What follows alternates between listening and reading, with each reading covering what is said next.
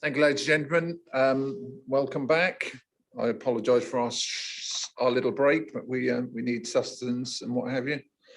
So we are now on item 311B at Besthorpe, which 3PL 2021-1311 in outline format, and I have speakers of Alison Holman, who's the chair of Kenninghall Parish Council, and Brian Taylor, who is a supporter of the Mary Bowles charity. If you'd like to come sit on the right-hand side, thank you.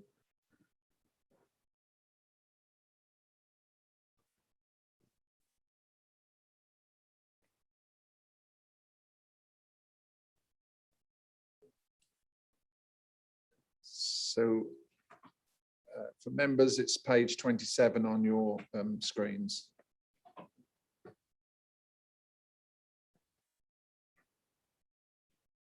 Okay, are you right there, sir? Good? Yeah. Ready to go. Okay, thanks. Over to you then, please, Chris. Thank you, Chairman. Thank you, Chairman. Good morning, everyone. So item 11B in Besthorpe. So it's land north of Norwich Road. You can see the site there by the red dot. Just something for members to bring to your attention at the start. We've received a statement from Councillor Marion Chapman Allen, which I'm just going to summarise for you. I would like you to accept this letter of support as a ward member for Kenninghall. The Mary Bowles charity was set up under an indenture dated the 9th of May 1832 for the benefit of the poor of the parish of Kenninghall at Christmas. The record of submitting annual returns to the Charity Commission are entirely up to date. It was set up for the prevention of or relief of poverty. The annual income from the agricultural land is £375. All 4 trustees are parish councillors. The land is let for £75 per acre on a business farm tenancy, which enables the trustees to do so much more. The object of the charity status payment of 1 share of the clear rents to the parish of Banham, apologies, for the benefit of the poor, and 1 share to the parish of Kenninghall for the benefit of the poor of that parish. And the share is a half of all amounts. The sale of it for housing will be invaluable to the Mary Bowles charity. Its aspirations to continue to give financial support to the parishioners of the 2 parishes in need in the future. Given its charitable status, I would ask that the committee desist from asking for a section 106 agreement as per paragraph 10.2 of the application, because the Mary Bowles charity purely exists to benefit these 2 parishes. Just moving on to the presentation. So item 11B, so that's pages 27 to 39. Just run through the site in a moment, but as set on the report, it's an outline application for 8 dwellings. Matters of access, layout and scale are being considered.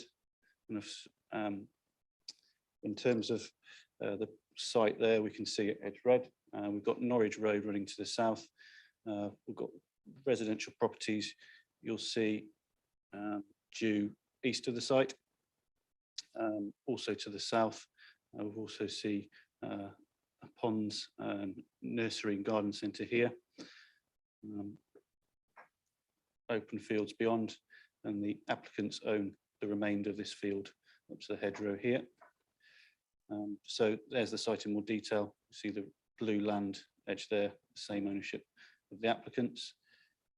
In terms of the site in more detail, so Norwich Road, as you look west towards the A11 and Attleborough, and that's the corresponding view east. So we can see the application site on the left-hand side there, open frontage, 2-storey properties next door. That's view across the site towards the nursery beyond those trees. Yeah, and that's the view from Norwich Road again. You see the open nature of the site, last used for arable agricultural use. And there's those traditional dwellings along the frontage, 2 stories again. Again, properties there. And you'll note there's some more recent 2-story, 2.5-story properties here. So in terms of the proposals, again, got a linear layout, 8 dwellings. So we've got a mixture of 3 beds, so six 3-beds, a 4-bedroom and a 5-bed. Central access, so that would utilise and improve an existing access from Norwich Road. The existing ditch would remain along the frontage here. See that in more detail. So amendments have been submitted to improve the access here to ensure it would be to standard appropriate for agricultural traffic to access the field at the rear. So as mentioned, we're considering access.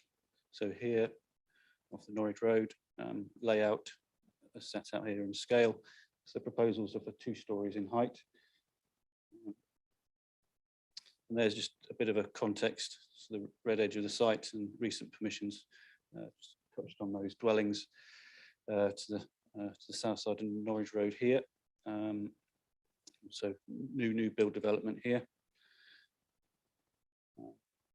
So summary in terms of the issues during the application correspondence. There's no objections been raised by the parish council subject to the ditch being retained. And as mentioned, that would be retained. Obviously, there would be improvements to the culvert to provide the improved access. In terms of objection letters, there's 3 been received there. The matters are set out in the committee report. I'll touch on some of those in a moment. For members, in terms of the main issues here, it relates to the principle.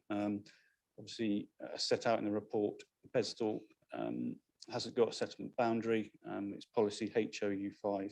So one of the criteria there, as you'll see, is development is potentially acceptable if it's sensitive infilling. Now, whilst you'll see from the form there, dwellings to the east, dwellings to the south, its officers' views that this is a logical addition to the settlement pattern for a linear form as proposed.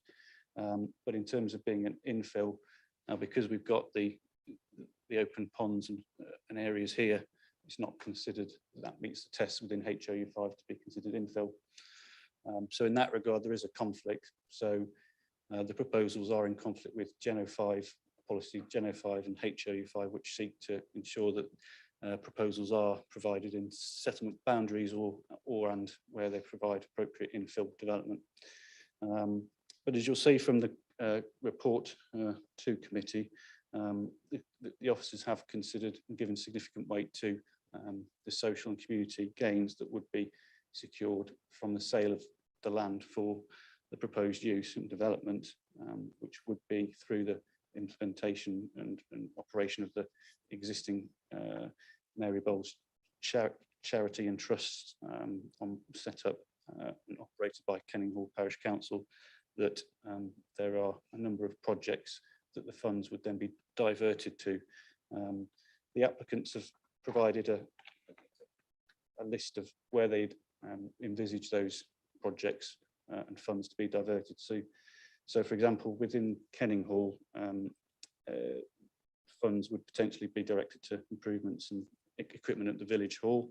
It would also be potentially for improvements and equipment at the playing field, children's play equipment, multi-use games area, but also improvements to children's play area in the village hall grounds. So there's some idea of projects there that will be put forward. Just to give you a flavour of the projects they'd envisage within the parish of Banham, this would potentially require or provide help with winter fuel bills for the elderly and infirm, educational grants for those entering higher education, assistance to buy items which social services are unable to provide, such as specialist medical equipment, grants to overcome distress caused by fire, death, severe illness. So this gives you an idea of the type of projects that funds would be potentially diverted to. In terms of, you'll also see within the report that its officers' views that those gains would outweigh the conflict in policy terms. So, also have in regard to the site, its location, and as we can see there, it's been considered by officers and the council, but also at appeal, that this location is suitable and sustainable for residential development. So in that regard, it's considered that the proposals, there is sufficient gains there to outweigh the conflict. But there is contentions from the applicants that the ordinary course for securing these gains would be via Section 106 agreement, and in light of the arrangements and legal requirements already in place via the trust, that those provisions already secured, and it would simply, if the authority, the council ourselves, were to implement and require a Section 106, it would simply duplicate the existing arrangements. In that regard, they don't consider the additional fees required to provide that as reasonable. And its officers have also sought views of our solicitors with respect to the enforceability of an agreement, which would then secure those gains off-site. And the solicitor's advice is that it would be unenforceable in terms of securing those obligations off-site, particularly where we have the sale of the land here. So we're not securing, we wouldn't be able to enforce against the subsequent landowner, so a developer bringing forward those homes. Therefore, in that regard, it's not considered that there would be, as in a normal case, an enforceable agreement. We could require and align with the proposals in this instance. So it's, as you'll see within the summary of that section, its officers' views that we would accept that, from an ultimate point of view, in this particular instance, that in light of the difficulty in securing an enforceable Section 106 agreement, and that there are already mechanisms in place and legal requirements on the trust, that those gains and social improvements and funds would be already secured without the need for a Section 106 agreement. Moving on to some of the other aspects in terms of environment, landscape, character, etc. I've touched on the proposals, and as we can see there's existing linear form here in terms of development. The proposals are considered to be appropriate in that regard in terms of layout. The overall plot widths and density is appropriate. In terms of heights, the proposed 2 stories is also considered appropriate in light of those dwellings opposite and adjacent. What I would recommend is an additional condition to ensure that there's a maximum height of 2 stories and up to 9 meters in height. So it's proposed that there's an additional condition along with those outlined in the committee report to secure that. In terms of highways and access, the Highways Authority have raised no objections following the amendment to the access proposals. In terms of amenity, objections have also been raised in terms of impact on the amenity of properties adjacent. In that regard, it's considered that those adjacent properties, in light of their height and scale, their siting to the side would not result in significant harm. In terms of impacts on privacy, we haven't got the details of the actual elevations and appearance yet, but those impacts would be considered at reserved matter stage. So in that regard, the proposals in principle and as set out in terms of layout and scale aren't considered to cause any overriding impacts. In terms of landscaping, again, that's a matter for detail to be submitted at reserve matter stage. And you'll see in the report recommendations for conditions in terms of hard and soft landscaping and boundary treatments. In terms of ecology, see the proposals would utilise a recently used agricultural field. There's no loss of hedgerows or trees or ponds or other suitable habitats, but we are awaiting comments from our ecology advisors, and the recommendation as set out is subject to receiving no objections from them. We've also received concerns and objections in relation to drainage and flood risk. You'll also see in the report that the site is within flood zone 1. There's a low risk of surface water flooding. Proposals and information have been updated and provide for on-site crates within the area of the private drives here, which would discharge into the ditch along the frontage of the site. Following advice from our drainage advisors and the additional information submitted, they consider the proposals acceptable. But it is also highlighted and recommended that we amend condition 13 that does require the proposals to accord with the submitted flood risk assessment. However, it's proposed that this condition also be amended to secure the submission and approval of further information, including a detailed surface water management, surface water and foul water scheme, and that's prior to the commencement of development, just to ensure that there's sufficient measures in place to prevent flood risk off-site, and ensure that those measures indicated in the flood risk assessment are secured to protect the residents within those future dwellings from flood risk. So overall, in conclusion, it's one of those members have been come to views on similar cases where we have a conflict in principle terms, but here we have a particular case where there is significant social and public gains that we feel can be secured. And when you also consider the other merits in terms of provision of housing, which we consider to be a sustainable location, it's considered that the proposals would comply with those other policies in the local plan, despite that conflict. So the application is being recommended for approval, subject to no objections being raised by the ecologists and those additional conditions suggested. Thank you, Chairman. Thank you. Okay, I've got the chair of Kenninghall Parish Council, Alison Holman. Oh, is he? Yeah, fine. I'll swap it all around just for you. Since you asked so nicely. Okay, we've got Brian Taylor, who's a supporter of the Mary Bowles charity. You have 3 minutes, sir. You're on. Well Thank you. It won't take 3 minutes, but thank you, Mr. Chairman, for the opportunity to address the Planning Committee in support of this application. My name is Brian Taylor. I'm one of 4 trustees of the Mary Bowles charity. All 4 trustees are members of Kenninghall Parish Council. The Mary Bowles charity dates back to 1832 and is registered at the Charity Commission, and by indenture lays out the rules that we gather the rent from the piece of land and distribute it half to the parochial charities of Banham and half to Kenninghall.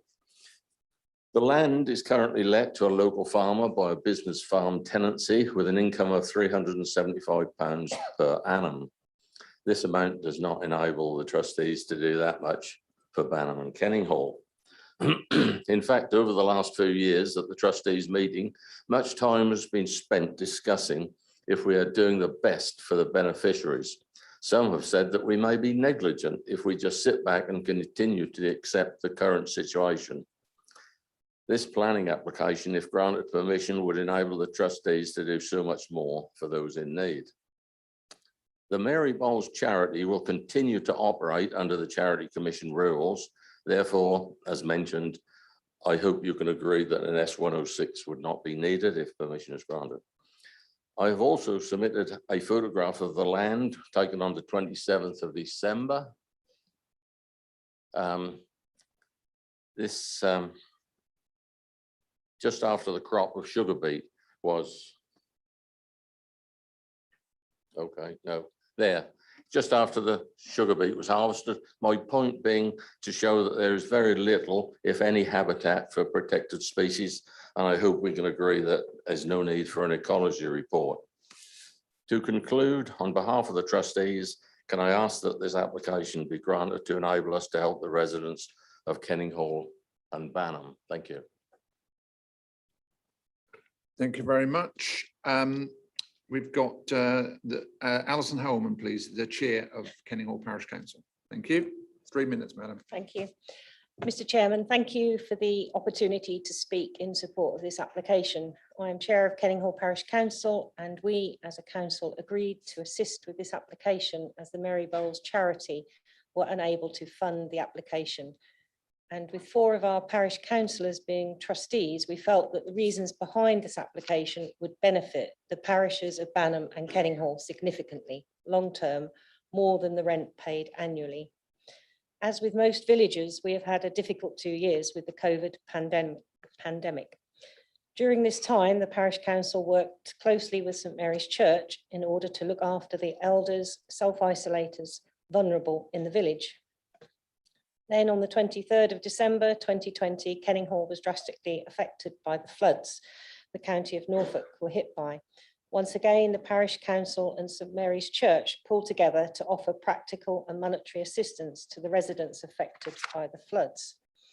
It was at this point it really brought it home to us the amount of assistance some residents needed, and in the flood, some residents could not get or did not have any insurance due to not being able to afford it. This showed us that the charities within the village, the church and the parish council, did not have enough income or reserves to help assist as they would have wished to. We were fortunate to have received some grant assistance throughout the COVID period, and Breckland District Council were very supportive and assisted where they could to help clear up from the floods. As you're aware, the income from the Mary Bowles has to be split between Kenninghall and Banham parochial charities.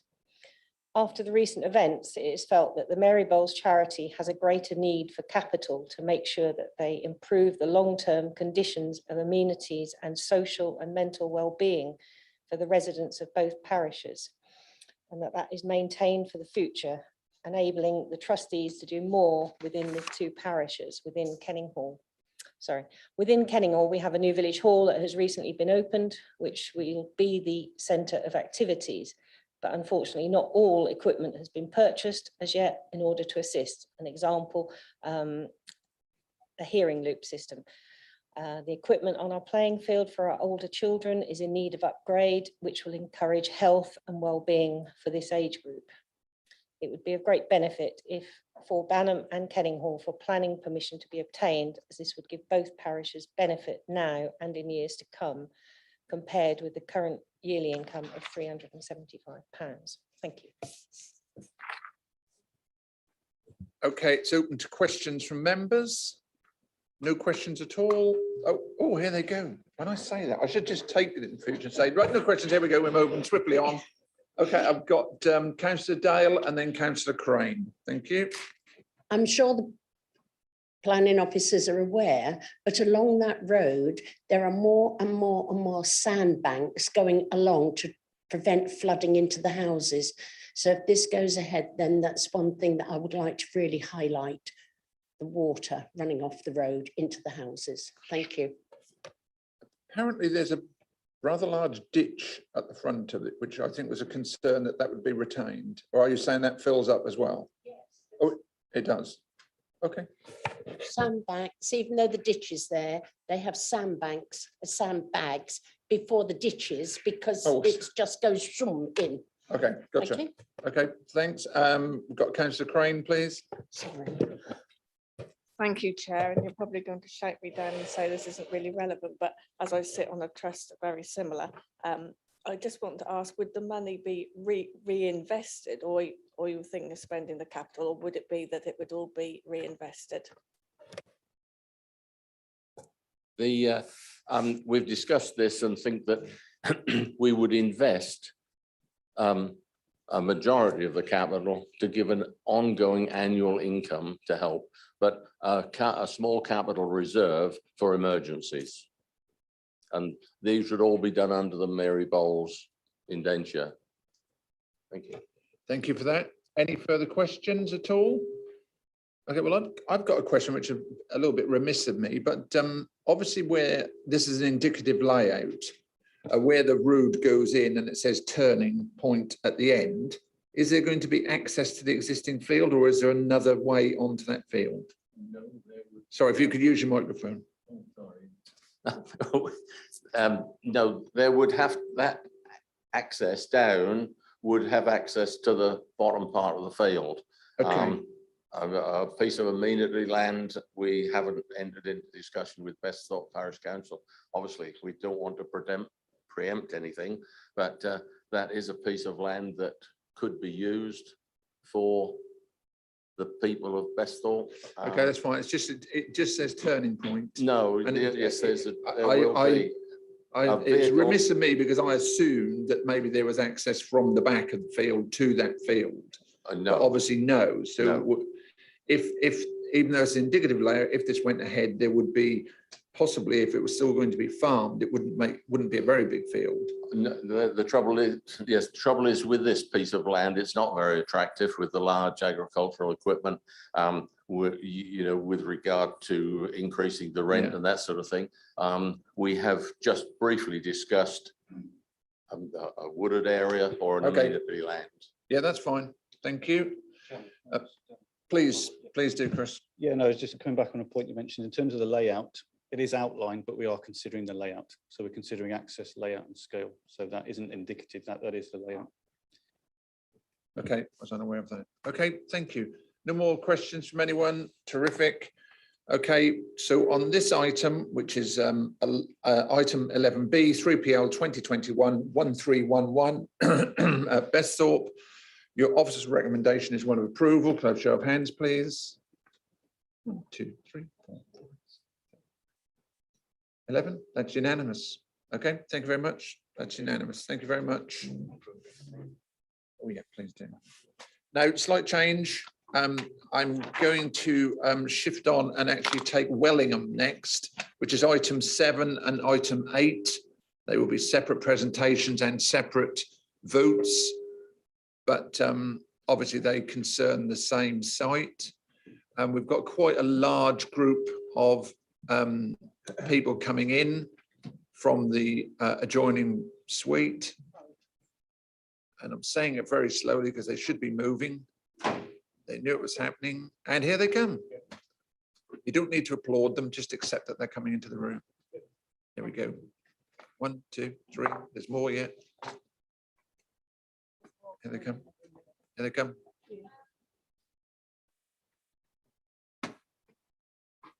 Okay. Thank you. So, sitting on the right hand side, we've got, we should have Councillor Ross Donaldson of Wellingham Parish Council. Oh, you're here, sir. Well done. James Rivet QC, who's an objector. James Rivet. Oh, that's you, sir. Sorry. Nick Moyes, who's the agent, and Richard Thompson and Mr. and Mrs. Monday, who are the applicants. They're questions only. So,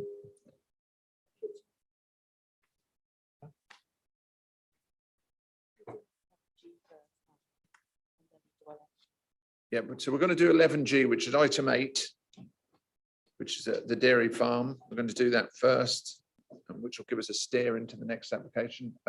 Councillor Wilkinson.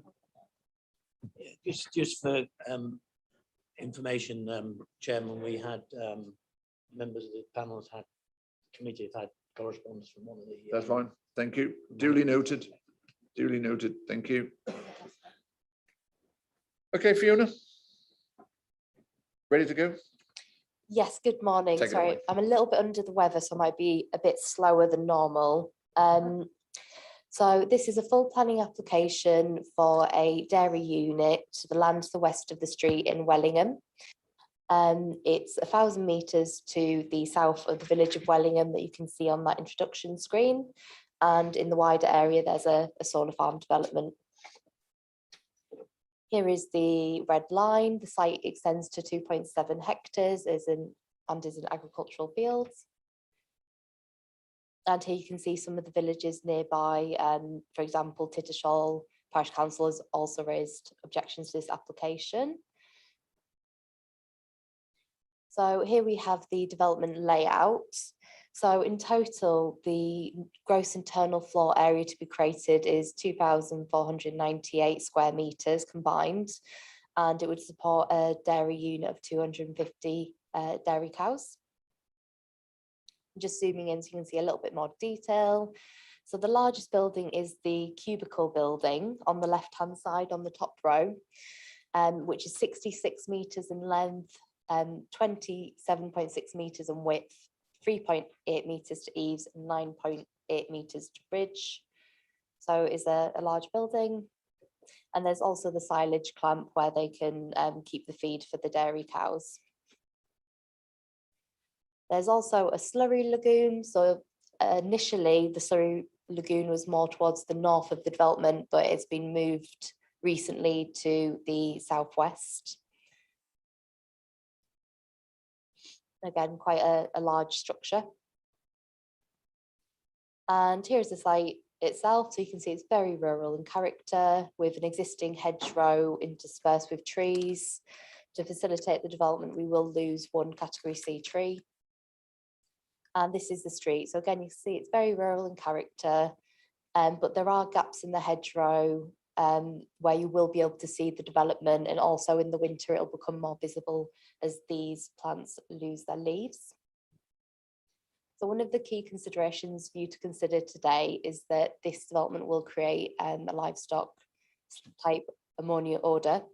And you can see here, this is the technical report that's been submitted with the application.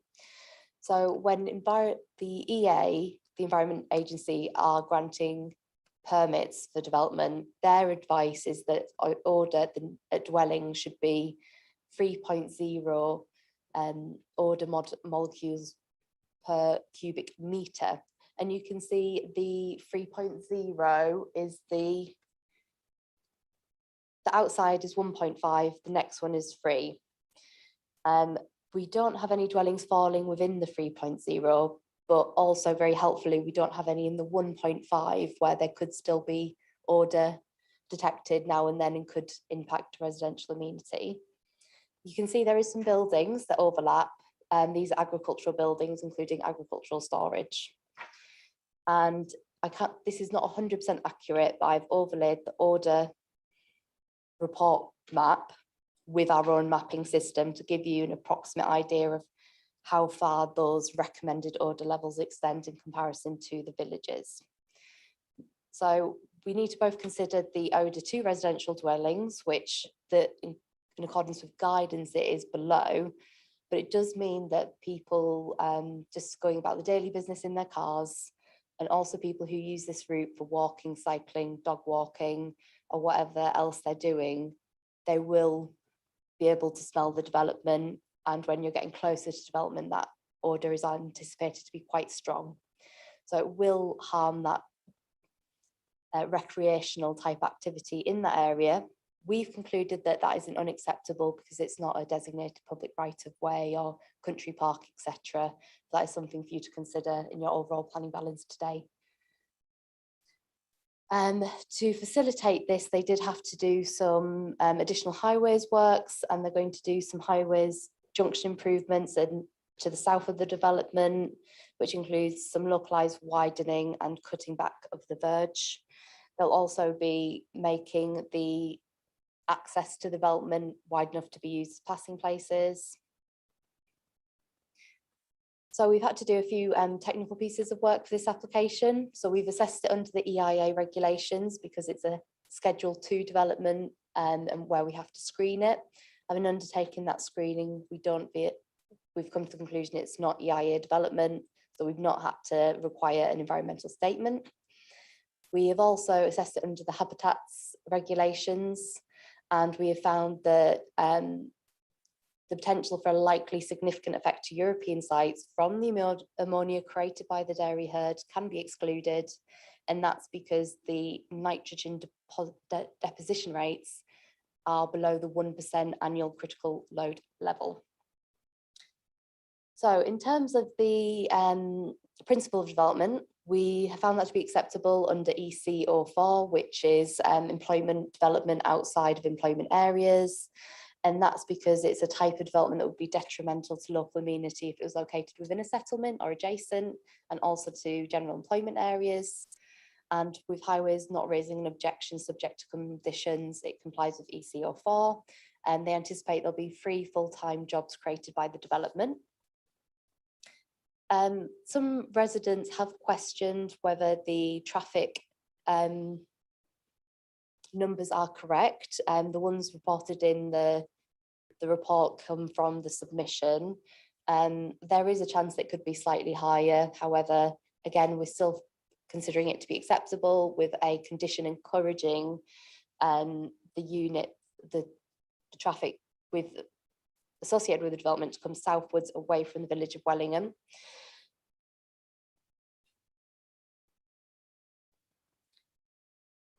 So having regard to those factors, and that there will be the loss of grade-free agricultural land, we've considered that the economic benefits of the development outweigh the harm and are recommending approval today subject to conditions. After this application, we'll be asking you to make a decision on a single agricultural workers dwelling, which is going to be in the right-hand part of that red line, and that's under a separate application. Our view is that that dwelling isn't necessary to make this development acceptable and could operate without that dwelling. And that's it, thank you. Thank you very much. We've got Councillor Ross Donaldson of Wellingham Parish Council. You have 3 minutes, sir. Yes, press your button. I'll soon tell you if you're on, you're on. Mr. Chairman, committee members, thank you very much for having us here. We trust, sorry? Stop the clock. Stop the clock. We trust that you've all been duly diligent in your reading of the extensive paperwork put before you. 350 odd pages for the applications alone, and then all the objections and the amendments. Many of you had probably never heard of Wellingham, let alone been there, until you saw these applications. So we trust you have been able to make a personal site visit. Without doing so, we don't believe anyone can possibly have a full understanding of what is proposed. We believe the applications have inaccuracies and are misleading in several aspects, as can be seen when you read the objections in the papers in front of you, or I hope they're in front of you, and on visiting the site. You will have seen many references to this, the lack of consideration and respect that the applicant has shown to his neighbours, by the tearing down of local residents' notices of protest, minutes, yes, minutes after they were put up, by the fact that it must have taken at least 6 months to prepare the applications, during which time absolutely no attempt was made to confer with any local residents. The applications were lodged 2 days before Christmas, just as everything was closing for the holiday. By the time we heard of them, we had already lost days of the allocated time to lodge our objections. We wonder if perhaps that only 12 houses and a few more residents to face, the applicant thought that siting the unit where he has would attract much less opposition than anywhere else in his land. It is our understanding that under all the current county, national and district policies, any and all development must show some measurable benefit. Either much needed housing, employment, improved transport infrastructure, health or amenity benefits, or something of that nature. We do accept that sometimes planning permission has to be granted against fierce opposition because the benefits outweigh the harm. These applications are exactly the opposite, with absolutely no benefit to Norfolk, Breckland or Wellingham, only harm. Not one dwelling, no significant added employment, no transport improvements, quite the reverse. Additional strain on already overloaded narrow roads and verges, and a possible harm to health, as we've just heard, and the loss of a valuable amenity. The applicant's attitude to all this, and I quote from his letter to our parish council chairman, Benefits of a dairy. The first is to our farming business. It will not have escaped anyone's notice that those benefits will all go to Lincolnshire, just as all the milk will go to London, so no benefits there either. I have a little more to say, but I am going to hold them, Mr. Chairman, if I can, for the next application as a summing up. Thank you. That's very lovely. much Thank you very much. Yep, 3 minutes and 2 seconds. So well done. We've got James Rivet, QC, who's an objector. 3 minutes for you as well, sir. Mr. Chairman, members of the committee, I should emphasise that I'm not a planning lawyer and I speak to you in a purely personal capacity. I do not represent an instructor to do so. That said, I appear before you on behalf of countless generations of Rivets, of the Ellis family who've looked after this village for 50 years with real care and love, of Jamie Austin, who tends every day the conservation fields that sit in the heart of our village that we work tirelessly to promote and to prevent. I speak before you to tell you in the course of 3 minutes objections that would do damage to a village that has existed for 1,000 years. Let me take the big points quickly, because I've set those out in the letter, which I was assured was not inappropriate yesterday, to try and crystallise these points. The first, this does not meet the category of sustainable development. It does not meet the type of farming that this country now wants to protect. If you look at the terms of all of the papers that DEFRA are producing now, they want to produce farming that consists of farm schemes that enhance the environment, protect the countryside, protect the farming sector, but improve animal health and welfare.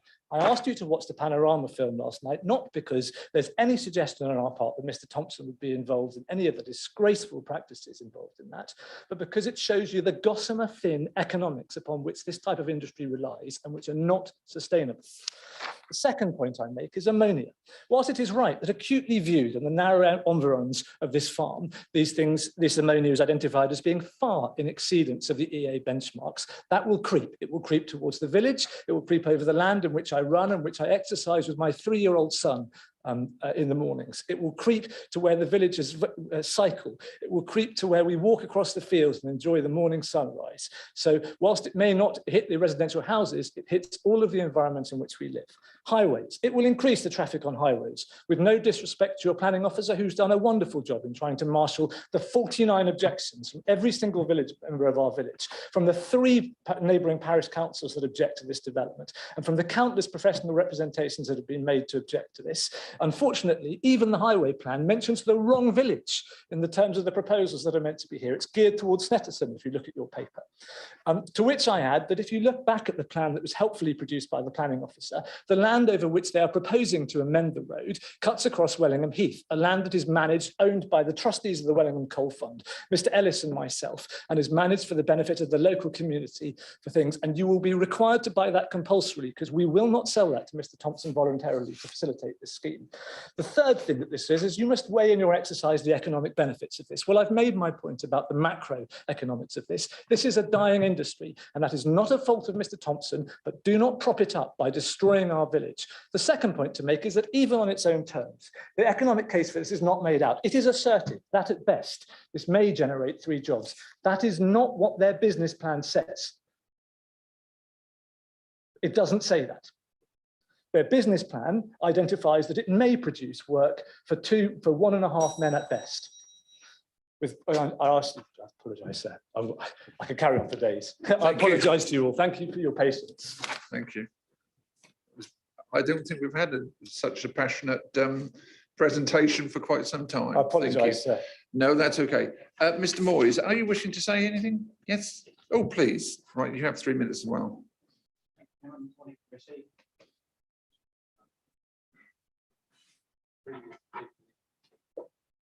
Sorry, it's a habit that dies hard. Thank you, Chairman. Morning, committee. Yes, the proposal is for the expansion of an existing successful dairy business at Tittershall. The dairy operation at High House Farm just to the south of Tittershall has been established for many years, and the proposal is to develop another unit of a similar size in the west of the holding in the parish of Wellingham. It's not feasible to extend the existing dairy unit to Tittershall because there is insufficient grazing close by to support that enlarged herd. You've heard about planning policy, and that's relatively straightforward. In terms of the economic benefits, the current share farming agreement allows Mr. and Mrs. Mundy, who are next to me, to operate and manage the farm. and has allowed a young Norfolk couple to enter into the agricultural sector, an opportunity they otherwise wouldn't have had. Against the background of closure of many dairy enterprises across the country, the demand for UK milk is high. The milk price is as high as it's been for many years. And so further capacity is needed in the sector if we're not to rely on imports in the future. The proposed site has been selected not only to provide good access to grazing land, but also to minimise its impact on the environment. As you've heard, it's more than a kilometre away from the nearest dwelling, and the site is well screened by existing trees and hedges. In terms of traffic, the surrounding road network is characterised by narrow lanes, but the traffic generated by the proposal, as you've heard, will be small, one milk tanker every 1 or 2 days. The milk tanker already visits the applicant's dairy in Tittershall, so will be on the road network. And the route between the existing farm and the proposed site doesn't involve traffic having to pass either through Tittershall or Wellingham, and the connection onto the main road network on the A1065 wouldn't do either. In terms of odour, I have to say we're quite disappointed to learn of the planning officer's concerns about the impact on passers-by and recreational users so late in the day, and that's meant that we've not able to present a full technical response to that. But having read through the report, I have to say that I think that the data that we've provided about odour has been misinterpreted, and therefore we're very concerned that the findings of the planning officer that there will be some harm to recreational users of that road are incorrect. And I would very much urge members, if they're in any doubt about the question of odour, to consider deferring the application to allow for a site visit so they can see and smell at first hand the likely impact of the new dairy unit. As I say, the existing unit at Tittershall is very similar indeed to what's proposed. So to summarise, as you've heard, a range of planning issues have been raised. A whole suite of technical reports have been provided to support the application. And with the exception of the parish councils, none of the statutory consultees have objected to the application. We hope, therefore, that members are able to support it. Thank you. Okay, it's open to questions from members. Oh, wow. Councillor Kittle-Morris, Councillor Gilbert, then Councillor Crane. Yes, thank you, Chairman. Thank you, ladies and gentlemen, for your presentation. You're not on. I am.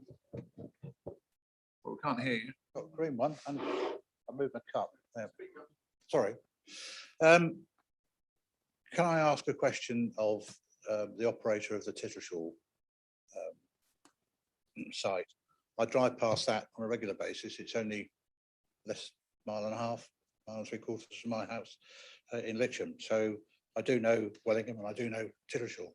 I have to say that do you have the same setup at Tittershall that you propose to put in Wellingham in terms of lagoons that you're talking about and silage storage and all the other good things that are part of the current application we're considering? Hi there, my name's Ollie Monday. Yes, exactly the same, if not more. As we propose to have young stock and support stock at the current unit, and therefore the only stock we'll have at the new site will be milk and cows. So the current site will be probably a third more buildings, stock and everything else than will what be at the new Greenfield site. I'll come back, please. Can I ask the officers how far away from Tittershall village is the Tittershall site?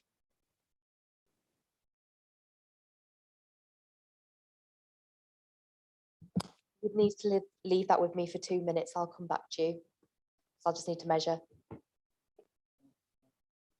Yes, please do. I think what I'm trying to ascertain is how far away from Wellingham village is this particular site we're discussing now, and how far away the Tittershall one is for Tittershall village, because nobody in Tittershall in my umpteen years as being a county councillor for that area has complained to me about the smell from the dairy farm at High House Farm. So I'm just saying, is there a aroma problem or not?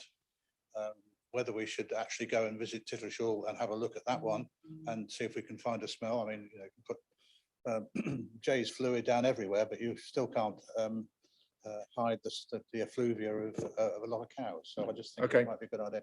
Thank you. Just investigate. We've got distance now? Okay, It's approximately 800, it's approximately 900 meters to the very tip of Tittleshall. So it's a similar distance to the edge of Wellingham. What you're saying is it's slightly closer to Tittleshall village than the current site we're looking at is from Wellingham. Slightly. Mm. Slightly, but could we leave it at very similar just because I have, you know, to do that precise measurement? yep. That's fine, thank you. Councillor Gilbert? Thank you, Chairman. It's a technical question, which I don't know whether anyone can answer. There seems to be a lot of technical information here, and one of it is about how far out smells go. Now, can I ask, are these measurements and calculations done on a nice, calm, still day, or is it made worse, with the same amount of smell on a windy day? And what is the main prevailing wind direction?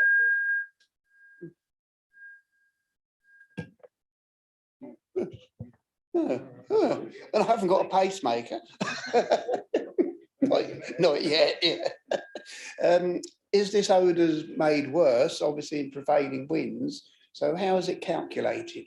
Because obviously, if they're calculated for a still day, the prevailing wind. Thank you. We have got, no, I switched you off because you're just repeating yourself. We've got an answer to that one. Thank you. So it's all based on modelling, which includes the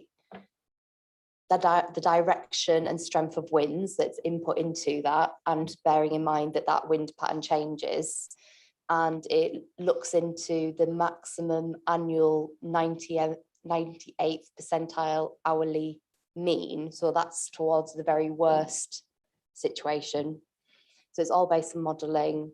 Modelling isn't perfect, but it gives us a good idea. Thank you. Councillor Crane, please. Yes, thank you, Chairman. There's 350 cows that will be housed indoors for 6 months and then be fed outside on grass, etc. Where is the rest of the land that these cattle or these cows will be fed on? Is it surrounding that unit or is it elsewhere? Because all I could see on the red line was the actual area that the building is going to be, but I can't see where the rest of it, because it's concerns me where the rest of the land lies. Thank you. Well, we will get an answer from the applicant, but obviously the red line is a development area and the blue line would be in the ownership. So maybe it's more than we can get on a map. So the grazing lands will all be around the site, which is about 200 acres. Roughly speaking, I believe 150 acres on one side of the road and then around 50 acres on the opposite side of the road from the site. Additional land for forage, homegrown grain, etc., will be reduced on land that Richard owns between the two sites. Okay, thank you. All been taken into consideration. Councillor Bowes, please. Thank you, Chairman. With your permission, could I propose that we do defer this application for a site visit, because I do think it's important that members see the site physically. Okay, well, I wonder if we were going to go down that route, because I know I think it was Mr. Moyes who suggested a site visit, but it does come from the floor, and I'll accept that you've put that forward, and we have a seconder. So if I could have a show of hands. Sorry.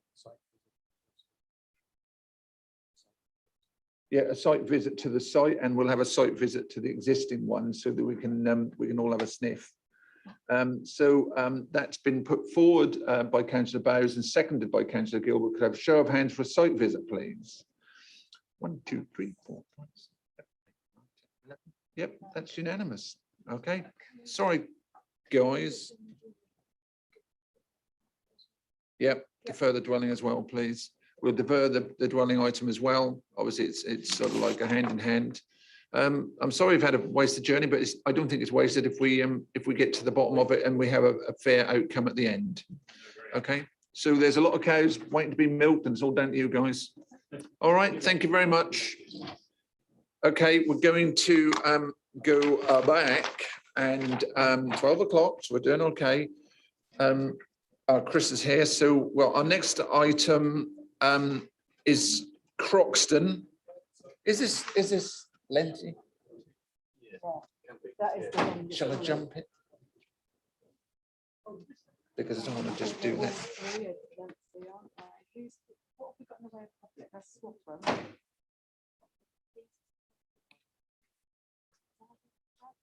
Chris, we borrow you.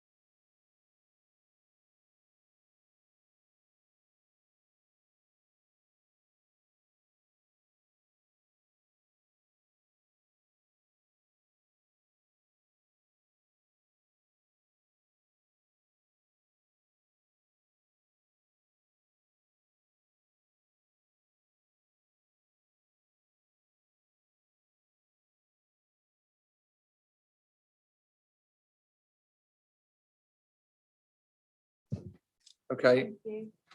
So sorry about that, member. We were just trying to weigh out timings so we don't overrun or underrun or what have you. So we're going to do Croxton, which is item 411C, 3PL 2021-1319D, and we've got Libby Hindle, and Nicole Lane. Lovely. Okay, and Libby is the agent and Nicole is the applicant. Okay, that's fine. This has also been brought forward from chairman's panel because I felt it was time that we just had a catch up on what is happening within area of the Thetford Zoo. So that's the main. Sorry, I thought you stopped me. That's the main reason for the need of this as a part presentation today, and obviously decisions as well. Over to you then, please, Chris. Thank you, Chairman. Item 11C, over in Croxton. So it relates, as Nigel said, the Chairman, sorry, this relates to the Thetford Sustainable Urban Extension. So I'm going to talk through, give you a bit of context on the urban extension because it's obviously a strategic site. Some of you won't have seen the scheme or the outline before, so I'll just touch on that. But essentially, what we have today is reserved matters application. So the reserved matters application is considering matters of layout, scale, appearance, and landscaping, and it's for 225 dwellings, the associated infrastructure, open space. And you'll see general site there on the screen. So yeah, just going back to the Thetford Sustainable Urban Extension, we can see the size of the site edged in blue there. So that's the entirety of the Zoo, and the site and sub-phase we're considering here is edged in red. We're also considering the proposed drainage provision. So that's the provision of a swale and pipe here under the Norwich Road, swale on the eastern side of Norwich Road to a basin here. So this is the site here. You can see the A11 here that runs to north of Thetford. Obviously the employment areas here existing, generally residential areas here, Tesco's and Kilverston Road here. General, see, open countryside in all respects to the north, east and west of the site. So yeah, this is some of the approved plans that outline. So this kind of breaks down the site into phases. So we're in phase 1 here at the moment, and this parcel is the third sub-phase that's coming forward. So show you some of the existing phases in a moment, but here we are in phase 1. In this shade here, we've got phases 2, 3, 4 and 5 as we move through the scheme.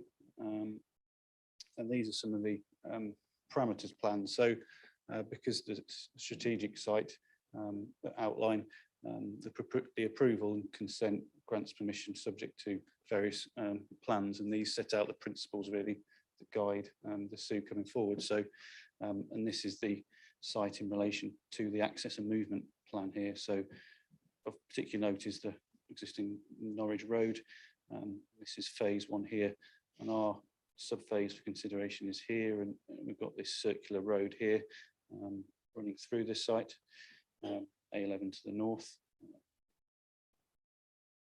Also in terms of general open space and landscape, so again we can see tree belts here that exist, open space here, the railway line here, and the tree belt.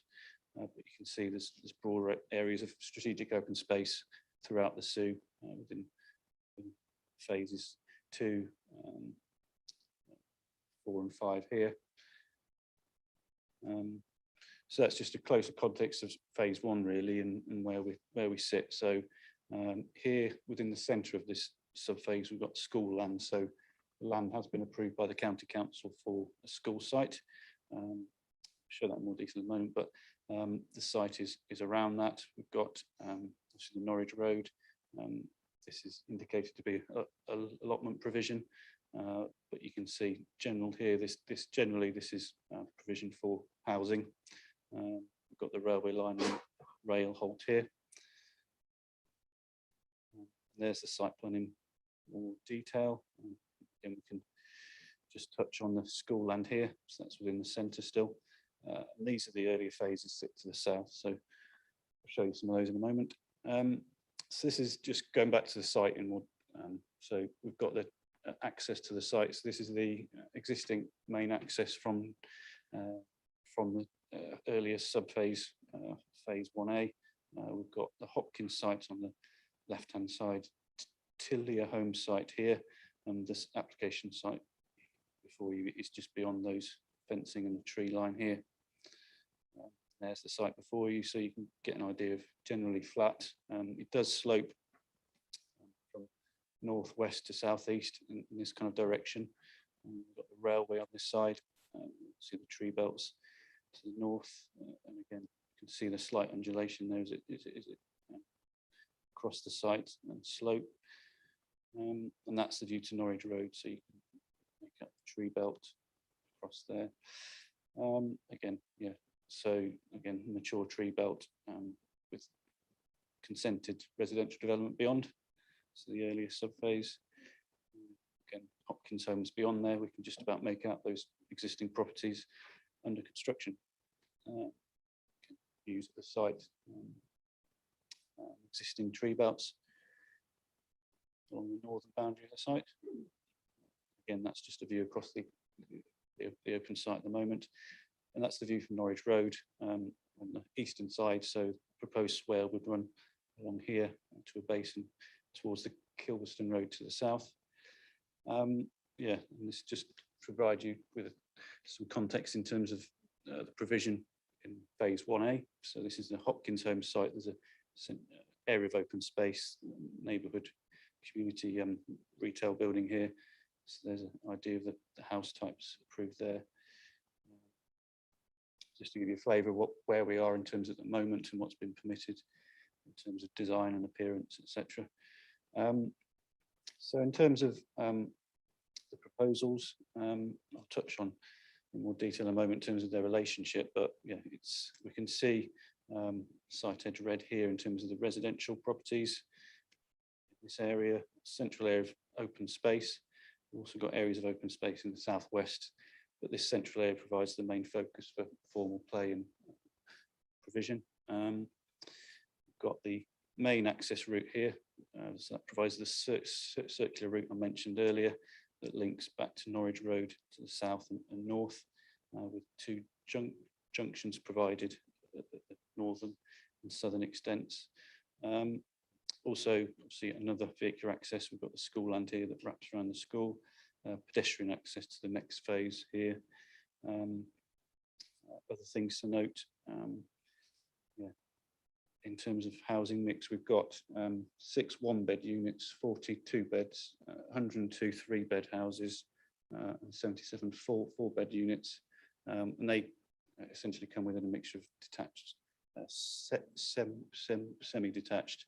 Got predominantly 2 stories in height with some 2.5-story units. Just touch on the open space in more detail. So the scheme's been amended. It's been informed by discussions at pre-application stage, but the scheme's been amended through the application in terms of providing formal play provision, improved facilities. We've got formal seating areas. The equipment here is focused on an older generation of children. So that provision in earlier subphases are more the younger age for children, but these you can see we've got zip wires here. It's focused on those older children. This is just in relation to the drainage proposals. So we've got a pipe leading from the site under the Norwich Road, connecting to a swale here, which runs on the eastern edge of Norwich Road, which continues here. We've got an attenuation basin here. So the proposals are to drain surface water into this area here and allow for infiltration. In terms of the units themselves, I'm just going to show you some external images of the proposal. So again, the scheme's been amended through the application with respect to some of the house types and materials. So there we've got an example of 2-story detached. We've got a brick plinth with horizontal boarding above. Corresponding one, again, a 4-bed, but we've got a use of brick coin details to the edges. Then there's a brick one there. Also, principally, there's a mixture of buff, red brick, black boarding as mentioned, but we've got render across the scheme as well, so that's a render property. But this again is another house type, so incorporating some traditional features.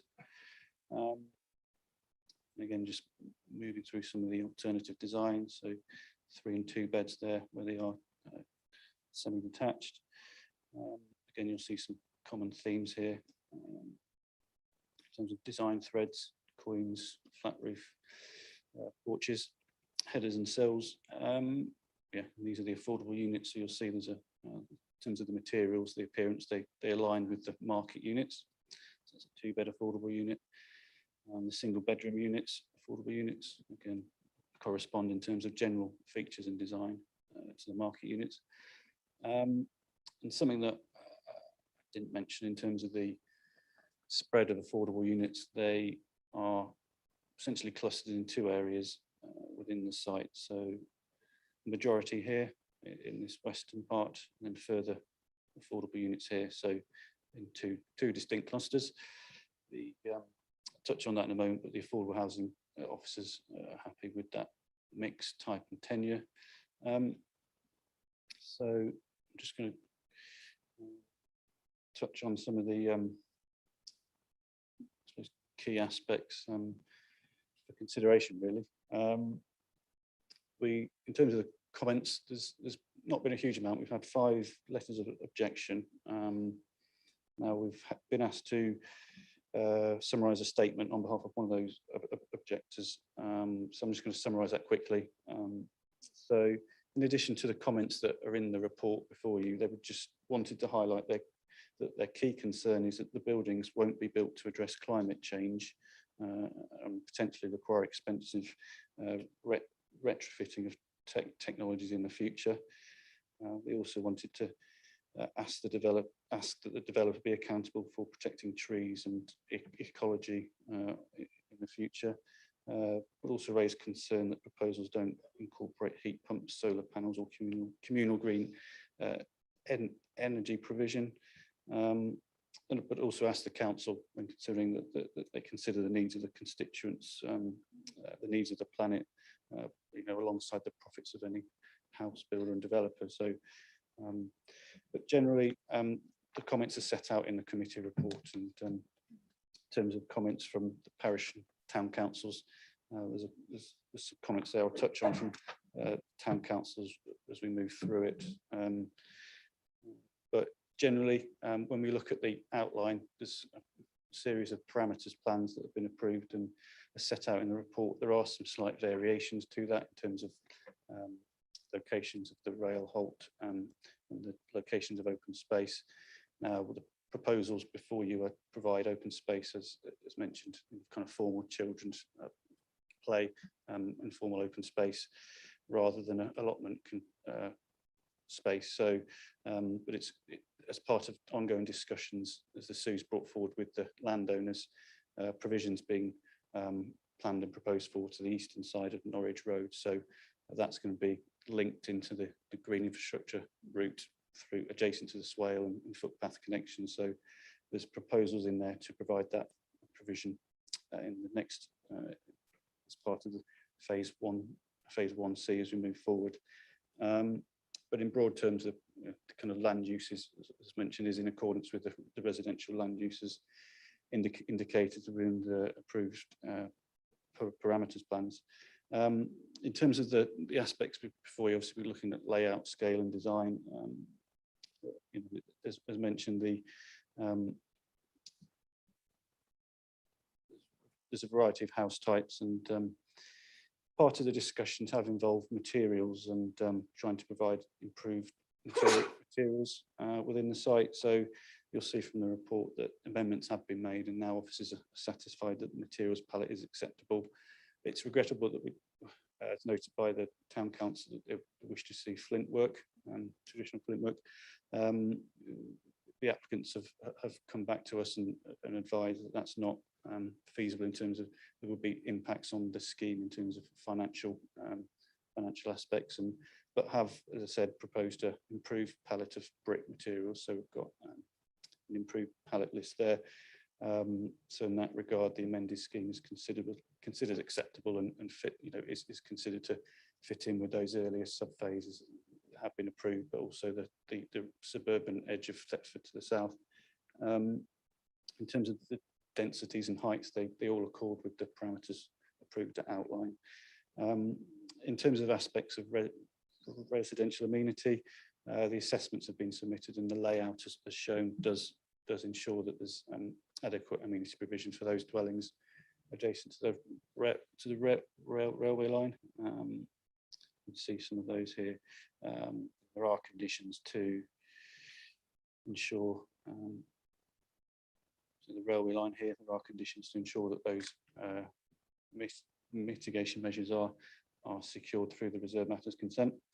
In terms of highway matters, you'll see that the scheme and layout's been amended to reflect Highways comments. We are awaiting the Highways Authority's comments on the amended scheme, so the recommendation is subject to receiving no objections from them on the amended scheme. But of importance raised by the local community, but also Thetford Town Council, related to provision of electric vehicle charging points, and that's something that the applicants confirmed would be provided on all plots with a garage or a carport. But in broad terms, the highways and aspects are considered acceptable. Haven't touched on generally access movement in terms of pedestrians and cyclists now. The scheme's been improved to provide a wider combined cycle and pedestrian route here that essentially runs east to west through this subphase, but is part of a more strategic route that links across east and west through the sustainable urban extension. And that would, as mentioned, we've got ongoing proposals in discussion with the landowners to provide a green infrastructure corridor to the eastern side of Norwich Road, and that essentially links in with that, but continues across the railway line in this direction. So in terms of both vehicular and cyclists and pedestrians, the network and provision is considered acceptable. We can see it, there's a series of routes, east, north, south, as well as that east-west route, and the proposals link in well to the south as well. In terms of landscaping and ecology, another aspect highlighted by the town council, for town council related to retention of trees, the importance of that, and you've heard from members of the community in that regard. And yeah, the proposals do retain the tree belts to the side. There has been some loss of trees within this area, and those have been part of ongoing woodland management plan by the Kilverson estate, and those have benefited from a license from the Forestry Commission. But you also note that the tree officer hasn't raised objections from the proposals, obviously retaining the majority that, you know, the belt here on the northern edge, eastern and southern edges here. So we've got a detailed landscaping plan. The soft landscaping plans are considered acceptable. They've been amended to reflect the comments of the ecologist, so incorporating wildlife flower planting. Touching on the ecology matters, the scheme has been amended to address those comments from the ecologist in terms of providing additional bird and bat boxes, hedgehog gaps, but also protection to the tree belts as well. And there are conditions to secure those improvements.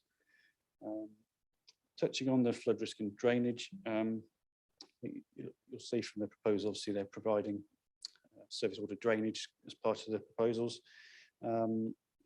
Discussions have been ongoing with the lead local flood authority in terms of the approach to surface water drainage.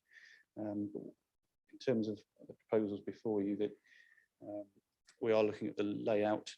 There are kind of aspects of the kind of sustainable approach to managing surface water that are in discussion and with between the applicants and the lead local flood authority. So whilst at this point flood authority, there's discussion about the detail of the surface water drainage strategy, that's not for consideration. That's required to be submitted and approved as part of a condition prior to the commencement of development. So those aspects relate principally to why there's no provision for source control measures, so permeable paving, soakaways in plots. Now, in terms of the layout before you, it's considered that those aspects could fit into the layout before you. So there's no, we approve the layout here. There's no impacts on preventing those coming forward within the condition or the approval of that condition. So other aspects in terms of drainage, note that Anglian Water have requested further information. Again, there are conditions on the outline that require a detailed scheme to be approved by the to be submitted and approved by ourselves prior to the commencement of development. And the applicants haven't applied to ensure to discharge that condition. So those aspects will be considered in detail via a discharge of condition application. In terms of other aspects, just wanted to touch on some of the aspects brought out by members at the chairman's panel in terms of how this sub-phase fits together with the existing consented scheme. So just picking up on some of the detail here and how it abuts the existing phases. So Hopkins Homes here to the south, so we've got an intervening tree belt, a pedestrian connection here, we've got a frontage development here, but principally two stories in height either side. Move on to the elevations in a minute. And similar kind of relationship here, intervening tree belt, frontage either side, private drives. So this is just give you a flavour more of what you're really going to see. So this is the street scenes for this sub phase. So we've got a mixture of materials. This is the principal route, Victory Way, that loops around this phase, links Norwich Road at the north and southern ends. So a mixture of house types here in terms of heights, features, 2.5 stories.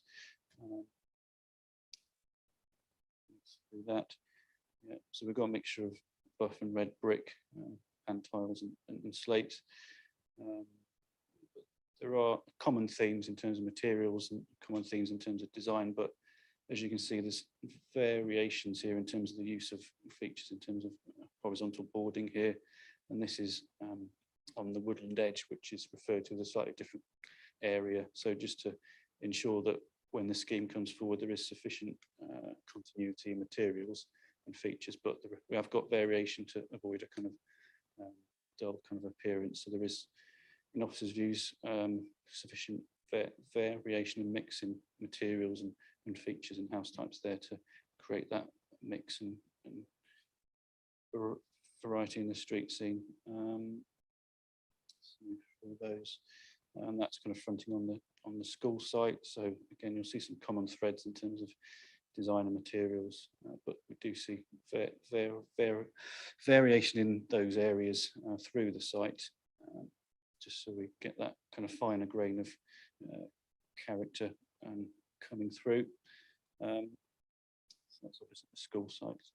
So we've got predominant use of render there. But yeah, linking back to how it fits in those street scenes and dwellings fit in with the consented schemes and those currently under construction to the south. So that's the Tillier phase. So that's the main road frontage that links the two sub-phases.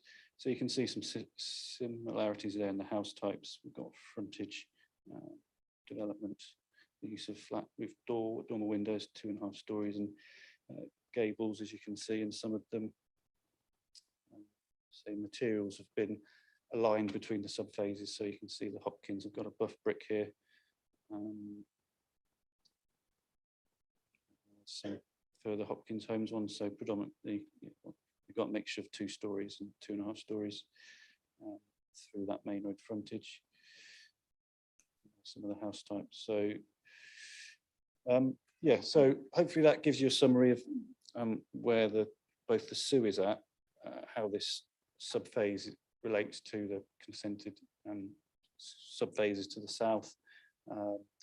But as set out in the report, in summary, when we're considering the layout, scale, appearance and landscaping, following those amendments to the scheme, subject to those conditions in the report, it's considered that the scheme before you accords with the policies in the local plan, the neighbourhood plan, also the Thetford Area Action Plan.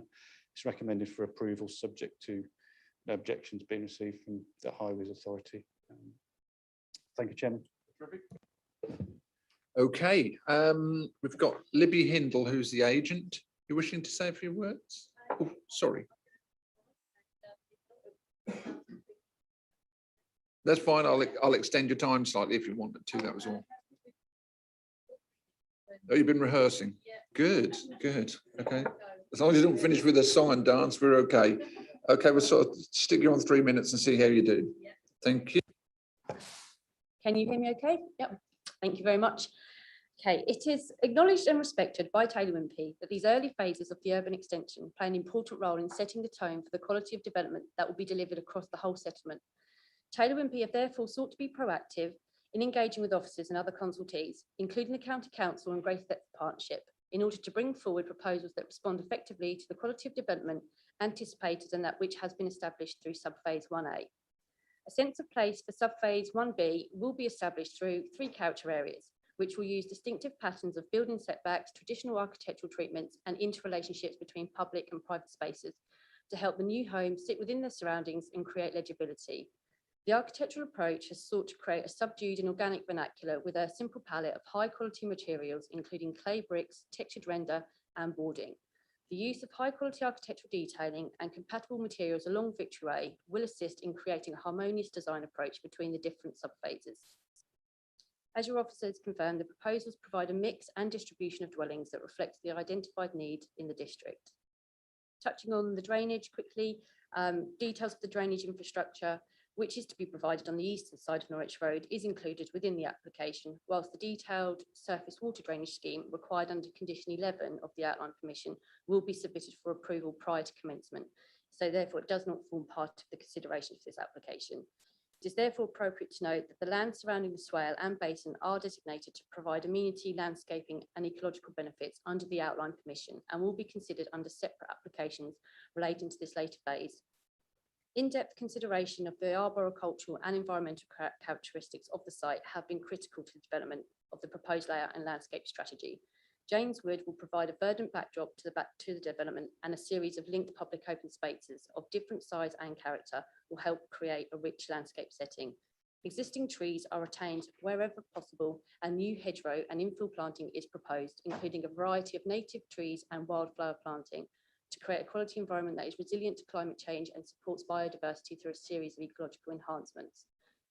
With our acquisition of the site last year, Taylor Wimpey have committed to prioritise delivery of this site into our build programme and are keen to progress commencement. Through engagement with officers and relevant consultees, Taylor Wimpey have prepared a carefully considered scheme that accords with the fundamental principles of the outline permission and respects the characteristics of the locality.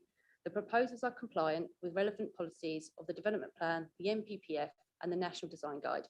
And as has been recommended by your officers, we politely request that the application be approved to enable this next phase of the SOO to be delivered. Thank you. We're here to take any questions. Thank you very much. You're okay? You don't want to add anything to that? Good, okay, that's fine. That was a little bit swift, but that's okay. I was listening very carefully. So I've got Councillor Kye-Bird, Councillor Clark, and then Councillor Bowes, and then Councillor Kittle-Morris. Thank you, Chairman. This is part of my ward and is the sort of third significant application of the Thetford SOO. I think the overall palette of materials are maintain a consistency across the development. Particular questions have what will be the arrangements for open space management and what's the street lighting and anti-light pollution strategy?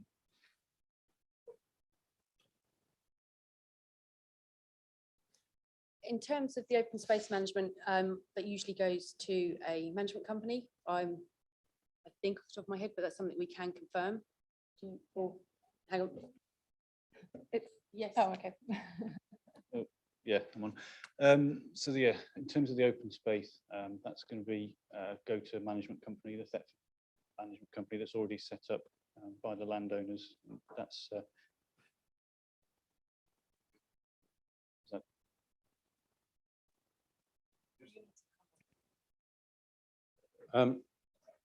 I understand from the parish councils and town council, they've been approached whether they would adopt the streetlights, and both have said no. So presumably the streetlight management will go into that same arrangement.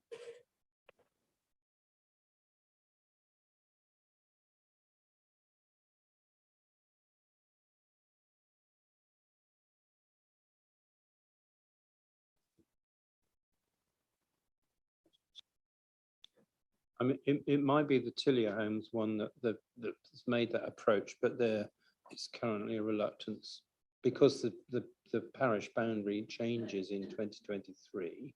Nobody wants to sort of acknowledge it's part of their patch at the moment. Yeah, I mean, it's obviously the open space is a separate matter. So the Thetford management company will take on the open space. In terms of street lighting within the highway, yeah, that would, yeah, that's subject to. Yeah, if they want to. Yeah, so yeah, in terms of the street lighting, that would fall to the town council or parish if they wish to take that on.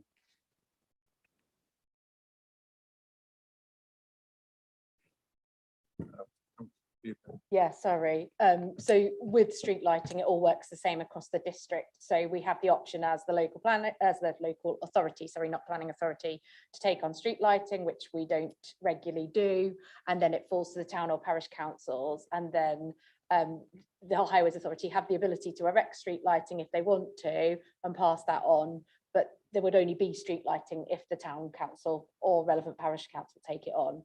So, you know, you need to consider it without is what I'm saying. Okay, thank you. Councillor Clark, please. Thank you, Chairman. This is my first question, which is to Chris and possibly Rebecca. First question is, this is reserved matters application. So am I correct in thinking that after today, there won't be any further reports back to the committee? That's my sort of first question. Thank you. Yeah, that's correct. It is reserved matters. So, yeah. Right, thanks very much, Chris. I've got some observations, Chairman, also something which I'm sure I'll be told whether they're appropriate or not. some questions as well. I've noted the comments of the town council in respect of both flint and mature trees, which have partially been addressed by the applicant there in terms of the materials, and also noted the spacing out of the affordable accommodation. Questions that I have, observations are, I agree entirely on page 44 with the comments of the housing enabling officer in terms of the mixture of 3 and 4 beds, whilst the strategic housing assessment wouldn't necessarily support a formal objection. I certainly think in terms of the type of properties needed in the area, which would be more of the 1 and 2 bed. And I know there's been a recent survey around the whole of the country, including Norfolk, around the Halifax survey, in terms of affordability, which has decreased in all bar 3 areas in the country. And in Breckland, there's a ratio of 7 to 1 for the first time buyers against average earnings in terms of purchasing. Going into the actual detail, further detailed report on page 44, there are questions there around the flood and water management team, unable to recommend approval at this time. The last paragraph there, not satisfied sufficient infiltration testing, angle and foul water, impact on public foul sewage has not been adequately addressed at this time. You clarified diversity and biodiversity ecology in the conditions. I can't see anything in there in the conditions in relation to flooding, etc.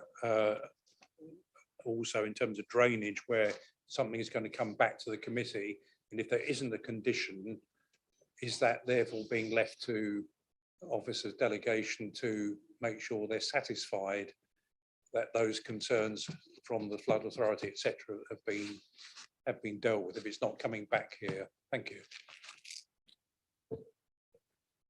Just briefly, the outline permission, that includes conditions, 2 separate conditions in both of surface water and foul water that require the council to be satisfied that those are both acceptable. That's prior to commencement of any development on this subphase. So it will be two officers to review that with the advice from the lead local flood authority in terms of surface water, in terms of foul water with angling water. So our review of that will be based on comments from those 2 organisations. Thank you. Thanks very much, Chairman. Just to note, obviously, sometimes the reports, there isn't always a carry forward of the where conditions have been satisfied, etc., from outline to reserved matters. That may be my reading of it. Thank you, Chairman. Thank you, Councillor Clark. In the words of Rennie Zellweger, you had me at hello. Thank you. Councillor Bowes, please.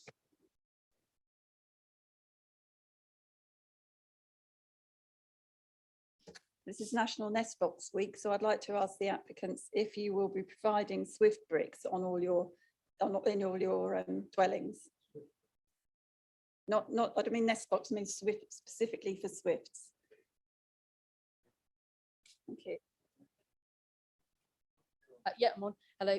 Yes, we TWMP have a sort of an overarching sort of sustainability in our environmental strategy, and as part of that, particularly, and I think also that's tied in, there's an ecological enhancement plan where we will be looking to put whatever, there'll be an assessment in terms of what is needed locally, and if as you've said, Swift boxes I think are something that is specific and it's required as a habitat, then we do that now on all of our sites. So it's definitely something that we will implement here, no doubt.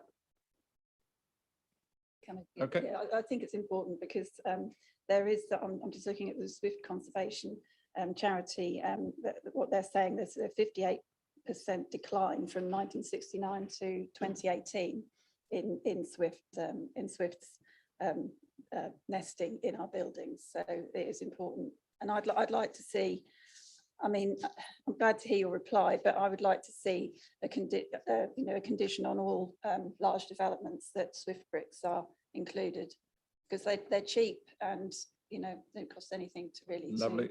Put in. Thank you, Rebecca. That's noted, Councillor Bowles, and we'll add a note to the report to say that the ecological management enhancement measures should include Swift bricks. Councillor Kidland Morris, please.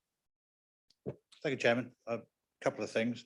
I'm interested in the rather extensive highways comments.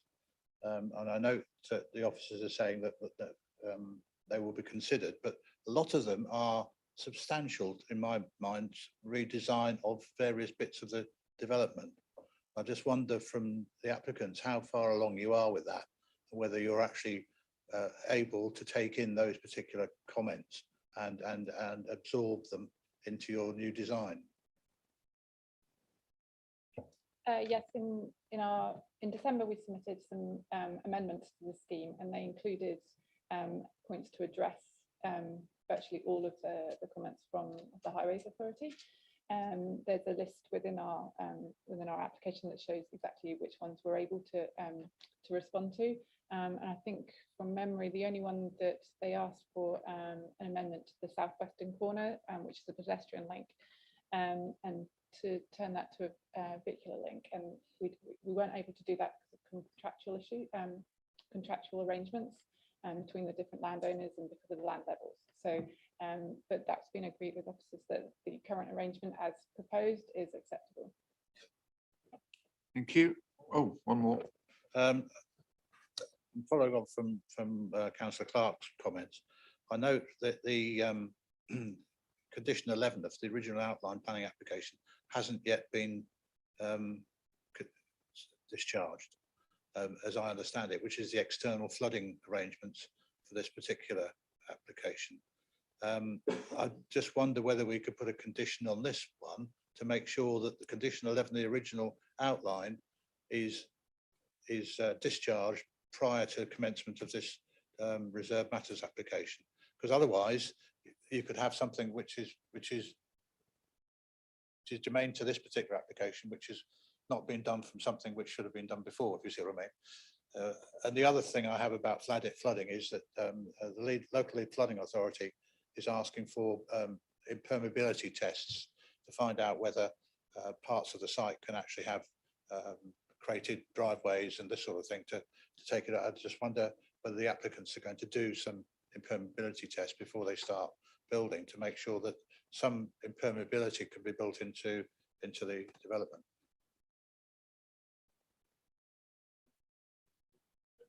Oh, yeah, sorry. Yeah, the first point, yeah, in terms of the condition, the outline, there is, as I said, two conditions on the outline permission.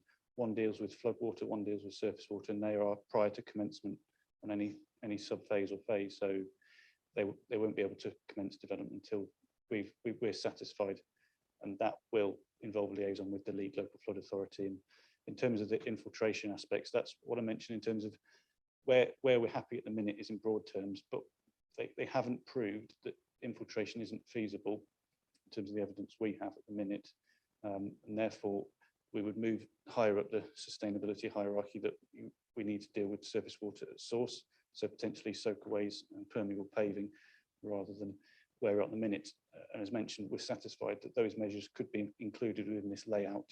And part of that dialogue is ongoing with the lead local flood authority, but is to be considered and approved via condition, discharge of condition application separate from this.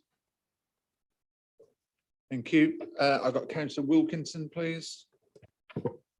Thank you, Mr. Chairman. I note in the Section 106 agreement that affordable housing has been mentioned, but is the any requirement for social housing? Because there is a difference between social housing and affordable. I don't know if that's a difference in a SU to compared to a one-off development. Well, the proposals before you are include the housing tenure. So we've got a mixture of affordable in terms of affordable rent, but also got shared ownership. So they're not just simply the traditional social housing. There's a mixture. And as said in the report, the affordable housing officers reviewed the affordable housing provision, is happy with that provision. And yeah, there's also provisions in the legal agreement, the Section 106 agreement, that require housing scheme, affordable housing scheme, to be approved in any regard. Councillor Gilbert, please. Thank you, Chairman. I'd also like to support the concerns around the flood mitigation issues that Councillor Clark brought up. But I have one question. It's good to see about inclusion of Swift boxes, and that, but I have a bit of a prickly question. Are you also going to be providing hedgehog highways, please? Yeah, it's already been covered. Yeah. Yeah. Yep. Sorry. Oh, Libby's up on all this. Bats, hedgehogs, swifts, eagles, zebras. I don't know. It's gone from A to Z somewhere along there. Councillor Bowes, please. Thank you. Sorry, but I may have missed this, but could you clarify, did you say that there is no flint included in the building materials for the dwellings? None at all? Well, that's a real shame, because it is a traditional Breckland material, and so I'm very, I regret very much that that's the case.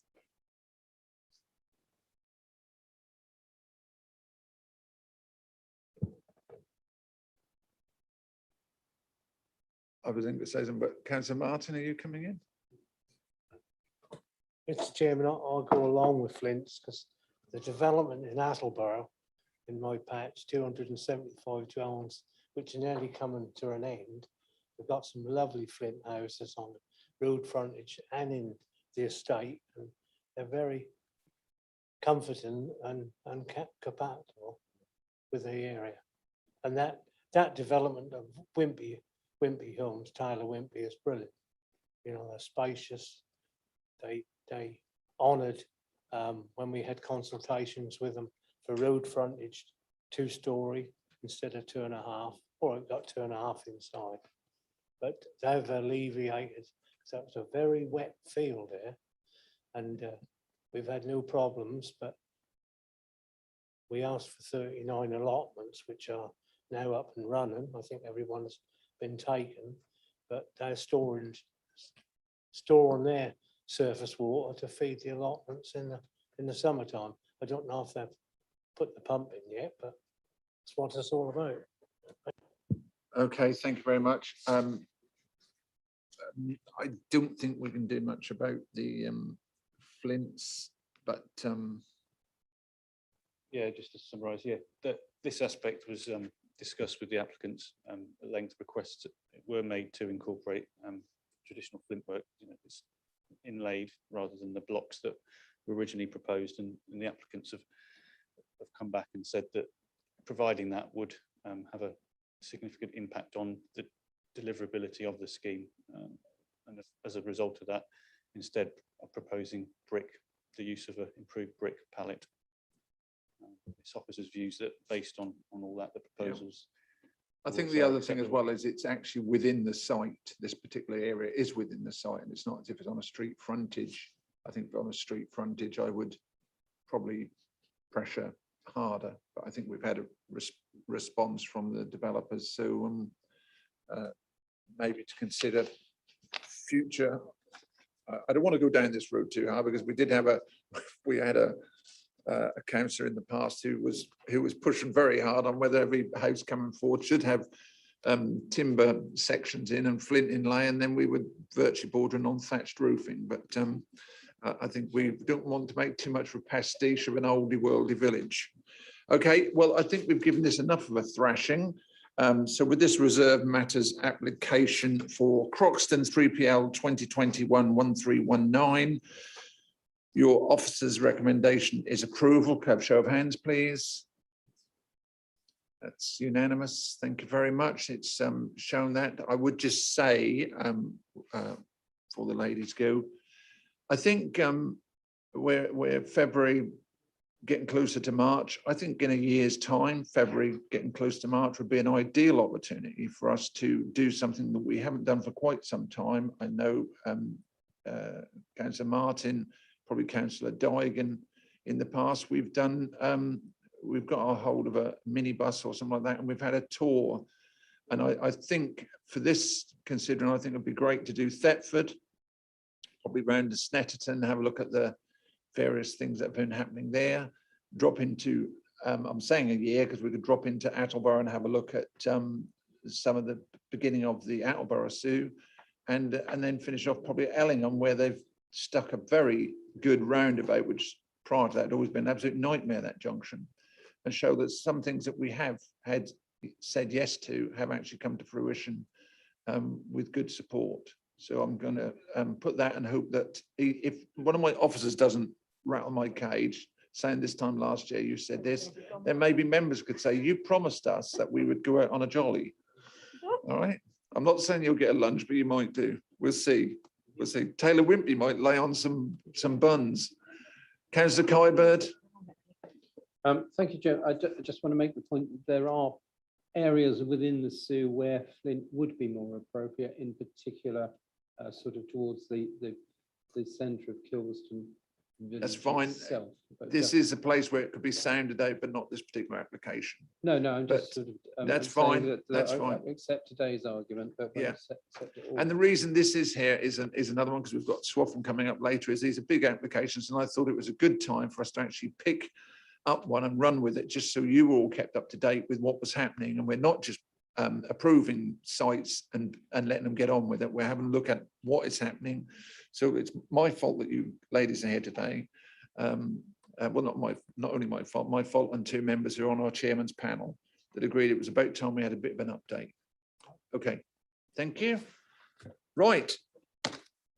Now, the good news or the bad news. The good news is we're going to have some lunch. The bad news is I've got a couple of applicants who have been sitting here waiting, but someone was going to be pushed to the afternoon, and Wellingham brought more people, so you got pushed back. So unfortunately, Narborough and Swaffham, we're going to have to hear after lunch, but we're going to come back at 1:30. So we've got sort of 35 minutes.